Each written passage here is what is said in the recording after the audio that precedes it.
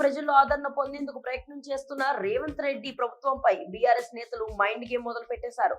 ఇప్పటికిప్పుడు రాష్ట్రాలు ఎన్నికలు జరిగితే బీఆర్ఎస్ కు పూర్తి మెజారిటీ ఖాయమని చెప్తున్నారు.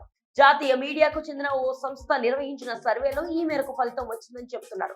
కాంగ్రెస్ కు కేవలం 21 లేదా అంతకంటే తక్కువ సీట్లు వస్తాయని, బీఆర్ఎస్ కు మాత్రం 87కు పైగా సీట్లు వస్తాయని సర్వే ఫలితం చెప్తుందని జోరుగా ప్రచారం చేస్తూ కాంగ్రెస్ ను డిఫెన్స్ లో పడేసేందుకు ప్రయత్నం చేస్తున్నారు. 119 నియోజకవర్గాల్లో సర్వే జరిగిందని, 3000 మందికి పైగా అభిప్రాయాలు తీసుకున్నారని, వాటిలో వచ్చిన ఫలితం ఆధారంగా చూస్తే తక్షణం ఎన్నికలు జరిగినా తమకే మెజారిటీ దక్కుతుందంటూ బీఆర్ఎస్ నేతలు చెప్తున్నారు. రేవంత్ పరిపాలన ఎలా ఉంది, ప్రభుత్వంపై ప్రజల్లో ఆలోచనలు ఎలా ఉన్నాయి, గత ప్రభుత్వానికి ప్రస్తుత ప్రభుత్వానికి మధ్య ఉన్న తేడా ఏంటి, ఎవరి పరిపాలన బాగుంది, ఇలాంటి విషయాలపైనే సర్వే జరిగినట్లు బీఆర్ఎస్ నేతల మాటల ద్వారా అర్థమవుతుంది.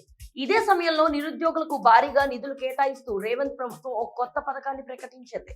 బీఆర్ఎస్ చేస్తున్న ప్రచారాన్ని తిప్పికొట్టేందుకు స్కీములతో సమాధానం చెప్పేందుకు ప్రయత్నించింది. ఈ విషయాన్ని కాంగ్రెస్ నాయకులు కూడా బాగానే ప్రచారం చేస్తున్నారు.